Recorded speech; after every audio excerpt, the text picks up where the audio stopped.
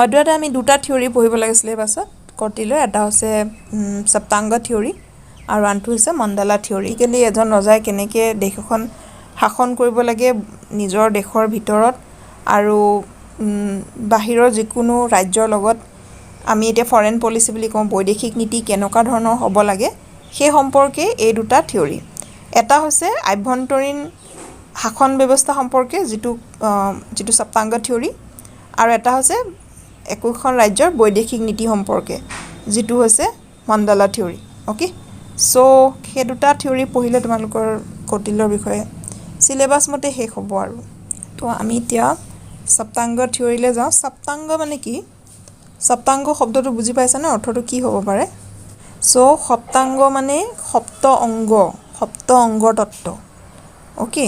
so এতিয়া সপ্ত অংগ ক'ৰ পৰা আহিলে সপ্ত মানে সাতটা অংগ মানে সাতটা অংগৰ তত্ত্ব কৰ্টিলৈ এই কথাটো আভ্যন্তৰীণ ৰাষ্ট্ৰ পৰিচালনাৰ ক্ষেত্ৰত ব্যৱহাৰ কৰিছিলে তাৰমানে কি তেওঁ মিন কৰিছিলে যে এখন ৰাজ্যত সাতটা অংগ থাকে ৰাজ্যখন যেনেকৈ মানুহৰ গাত বিভিন্ন ধৰণৰ অংগ থাকে ঠিক একেদৰে ৰাজ্য এখনতো সাতটা অংগ এক্সিষ্ট কৰে বা ৰাজ্যখনে নিজৰ অস্তিত্ব বৰ্তাই ৰাখিবলৈ প্ৰয়োজন হোৱা আটাইতকৈ দৰকাৰী উপাদান সাতটাকে কৰ্টিলৈ সাতটা অংগ বুলি কৈছে প্ৰথম যিটো উপাদান থাকিব সেইটো হৈছে এজন মানুহ যিজনক ৰজা বুলি কোৱা হ'ব তেওঁ আটাইতকৈ ওপৰত থাকিব মানে ৰাজ্য এখন মানুহৰ বডি নিচিনা ওকে তো সেইটো যেনেকৈ প্লেটৰে যে কৈছিলে প্লেটৰে যেনেকৈ মানুহৰ হিউমেন বডিৰ লগত তুলনা কৰিছিলে তেওঁ আইডিয়েল ষ্টেটত যে যেনেকৈ মানুহৰ হিউমেন বডিৰ বেলেগ বেলেগ অংগ থাকে ৰাষ্ট্ৰখনতো বেলেগ বেলেগ অংগ থাকে প্লেটৰে তিনিটা অংগৰ কথা কৈছিলে হয়নে মগজু বাহু আৰু পেটৰ কথা কৈছিলে আৰু তিনিটা অংগক ৰিপ্ৰেজেণ্ট কৰা তিনি শ্ৰেণী মানুহ থাকিব বুলি কৈছিলে মগজুক ৰিপ্ৰেজেণ্ট কৰা মানুহটোক কোন আছিলে যিসকল ব্যক্তি তেওঁলোক হৈছে শাসক পক্ষ বাহুক ৰিপ্ৰেজেণ্ট কৰা ব্যক্তিসকল আছিলে যিসকল সৈনিক আৰু পেটক ৰিপ্ৰেজেণ্ট কৰা ব্যক্তিসকল আছিলে কি খেতিয়ক বা অন্যান্য যিকোনো ধৰণৰ আন যিকোনো ব্যৱসায়ত জড়িত ব্যক্তিসকল ঠিক একেদৰে কৰ্টিলৈ কৈছে যে আমাৰ ৰাজ্যত সাতটা অংগ থাকে প্ৰথম অংগটোৰ নাম হৈছে ৰজাজন স্বামী যেটো তেওঁ সংস্কৃত লিখিছিলে স্বামী বুলি কৈছে স্বামী মানে he is or owner he is a supreme leader তেওঁ সবৰেন মানে সবতকৈ ওপৰত থাকিব যিহেতু আৰু এটা কথা মনত ৰাখিবা কৰ্টিলৰ ৰাজতন্ত্ৰৰ শাসক ৰাজতন্ত্ৰৰ সমৰ্থক আছিলে গতিকে তেওঁ ৰজাৰ শাসন পছন্দ কৰিছিলে তেওঁ ৰাজতন্ত্ৰকে আটাইতকৈ বেষ্ট সেই সময়ৰ হিচাপে আৰু সেই সময়ততো ৰাজতন্ত্ৰৰ বাহিৰে বেলেগ একো নাছিলেও গতিকে তেওঁ ৰজাৰ শাসন প্ৰিফাৰ কৰিছিলে ৰাজতন্ত্ৰৰ এজন তেওঁ সমৰ্থক আছিলে আৰু সেইটো কাৰণে তেওঁ এই থিওৰিটো ৰজাক আটাইতকৈ ওপৰত স্থান দিছে ৰজা প্ৰথমে আহিব ৰজা ৰাজ্য এখনত ওকে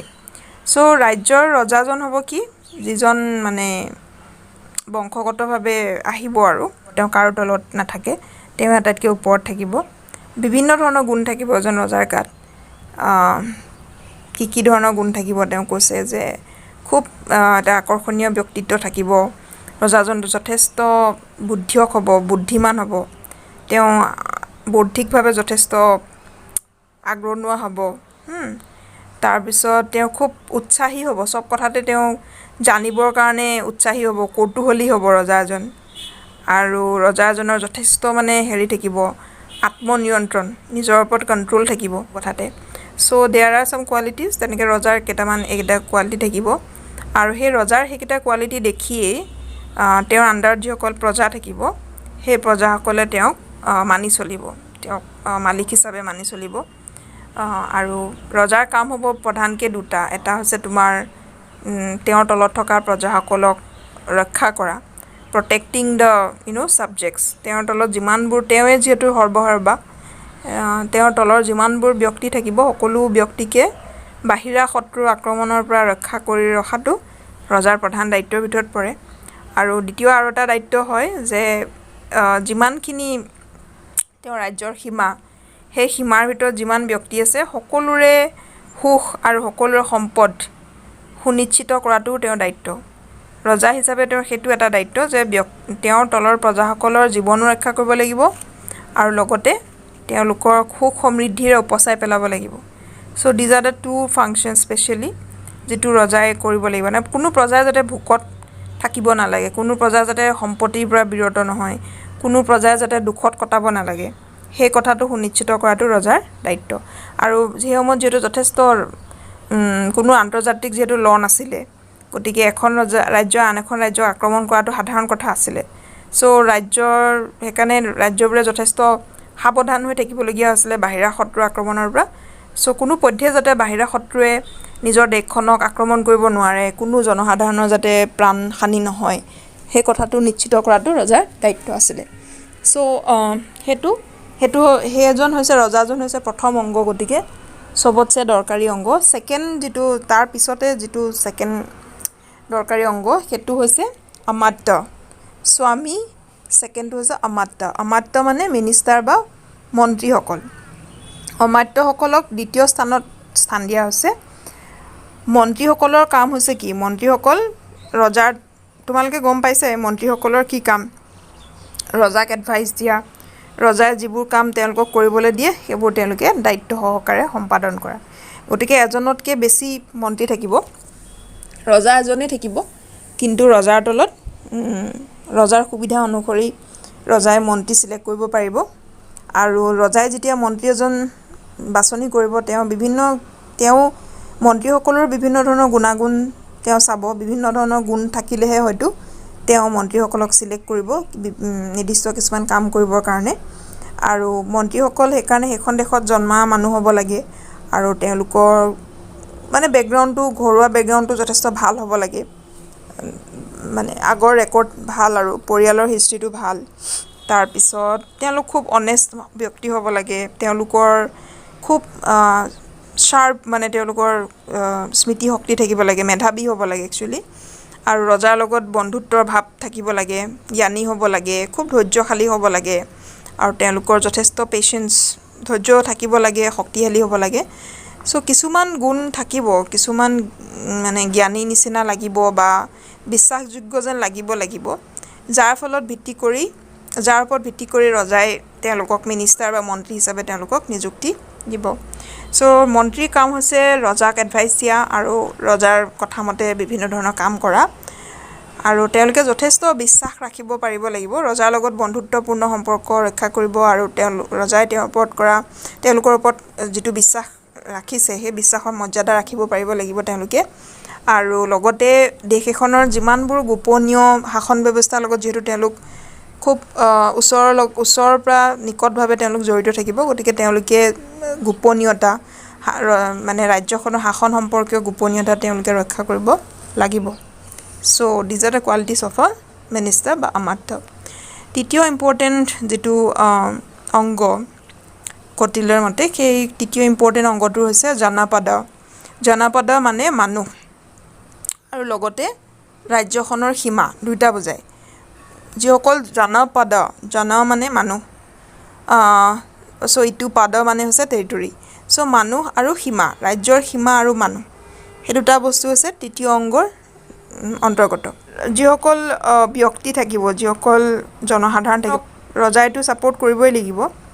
আৰু তেওঁলোকক যেহেতু ৰাজ্যখনৰ বাহিৰা শত্ৰু আক্ৰমণৰ পৰা তেওঁলোকৰ জীৱনবোৰ ৰজাৰ দায়িত্ব হেতু বা মন্ত্ৰীসকলৰ দায়িত্ব তেওঁলোকৰ জীৱন ৰক্ষা কৰিব লাগিব আৰু সেই মানুহসকলৰ জীৱিকাৰ দায়িত্বও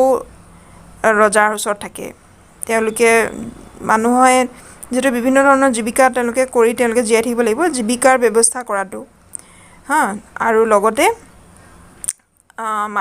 বিভিন্ন ধৰণৰ কিবা যদি অভাৱ অনুভৱ কৰে খেতি বাতি পানী বিভিন্ন ধৰণৰ বস্তুৰ প্ৰয়োজন হয় জীৱনৰ কাৰণে এই গোটেই বস্তুবোৰ প্ৰভাইড কৰাটো ৰজাৰ দায়িত্ব গতিকে চাব গলে সাধাৰণ জনসাধাৰণৰ বেলেগ কোনো কোৱালিফিকেশন বা তেনেকুৱা কোনো বিশেষ গুণৰ প্ৰয়োজন নাই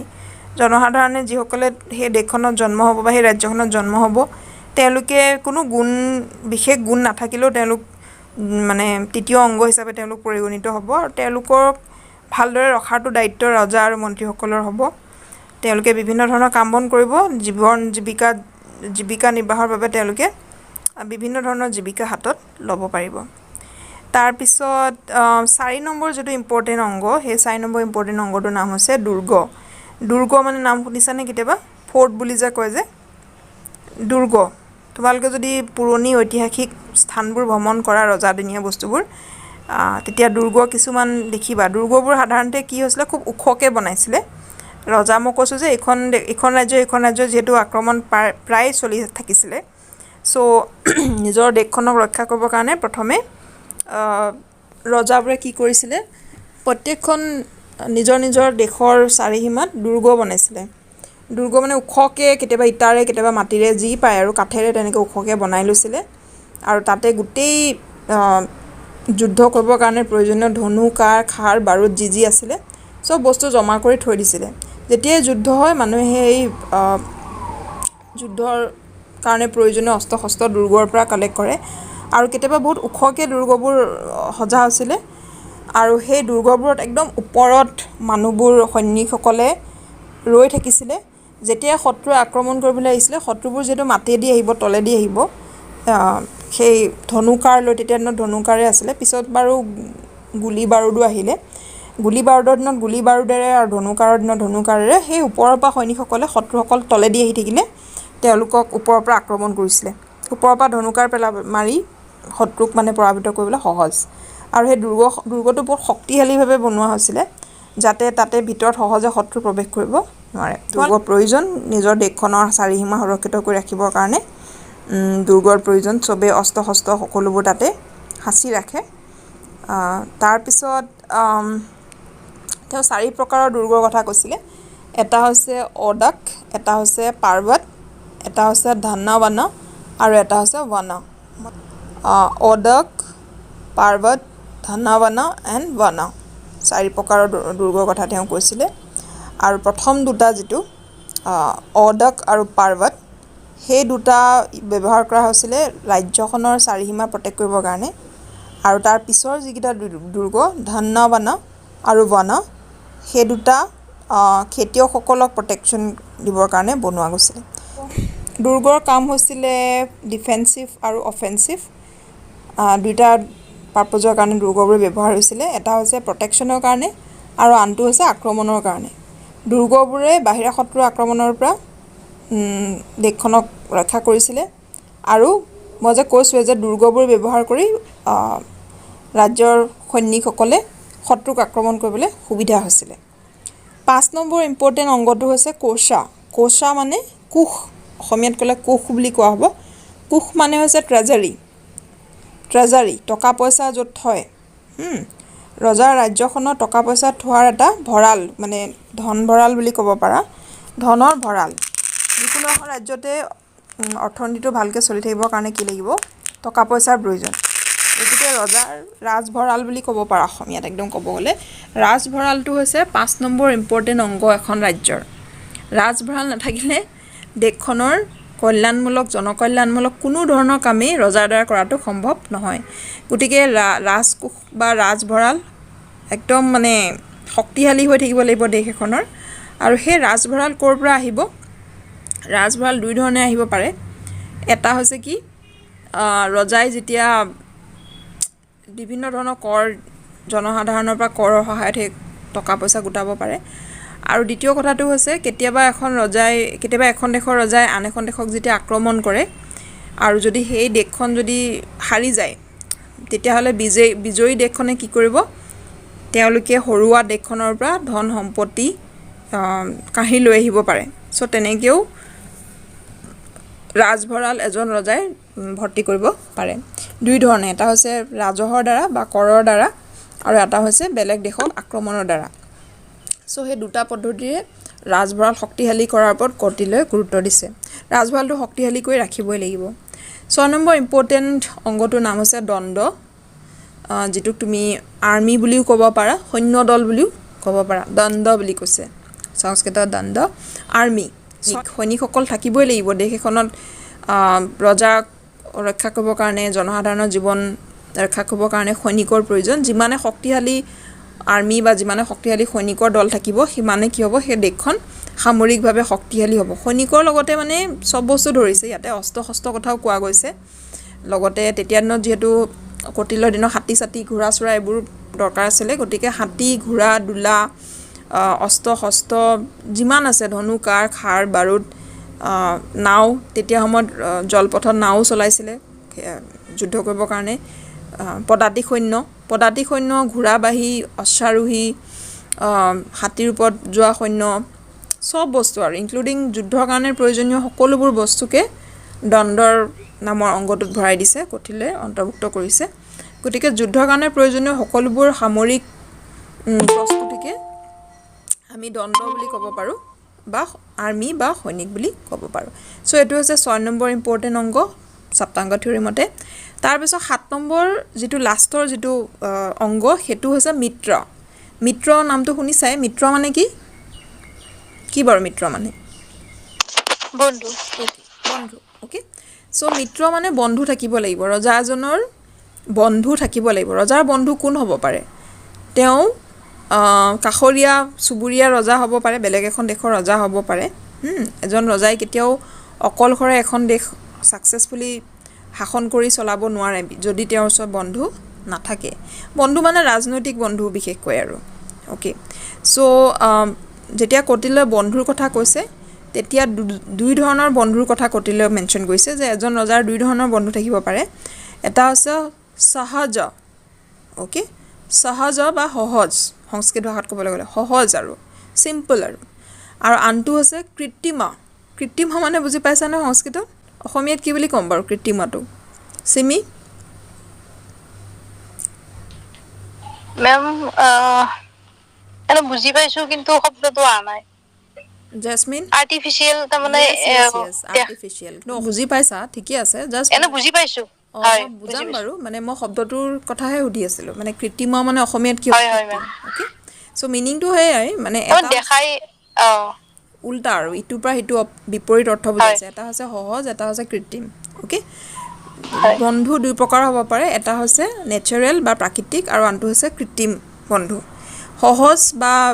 যিসকল প্ৰাকৃতিক বন্ধু তেওঁলোক হৈছে কি তেওঁলোক যিটো মানে ৰজাই একদম সঁচাকৈ যিসকলক ট্ৰাষ্ট কৰে মানে হৃদয়ৰ পৰা যিসকলক ভৰসা কৰিব পাৰে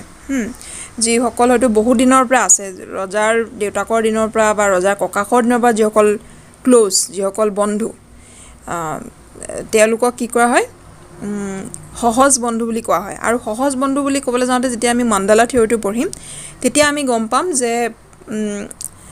কোনজন বন্ধু হ'ব পাৰে আনহাতে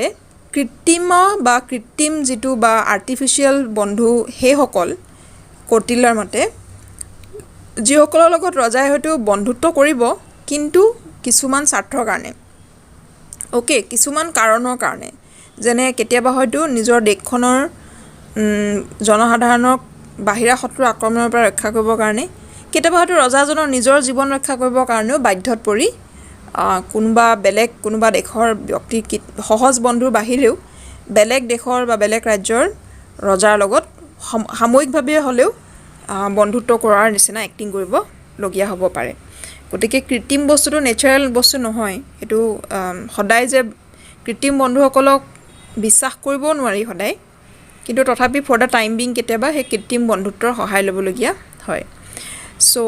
সাধাৰণতে কিন্তু কৌটিল্যই কৈছে যে আমি সহজ বন্ধু বা যিসকল বহু দিনৰ পৰা যিসকলক আমি বিশ্বাস কৰি আহিছোঁ যেনে কেতিয়াবা হয়তো প্ৰজন্মৰ পিছত প্ৰজন্ম ধৰি যিসকল ব্যক্তি যিসকল ৰজাৰ দেউতাকৰ লগত বন্ধু বা ৰজাৰ ককাকৰ দিনৰ পৰা যিটো পৰিয়ালৰ লগত তেওঁ বন্ধু হৈ আছে সেই বন্ধুটো বেছি প্ৰয়োজনীয় বুলি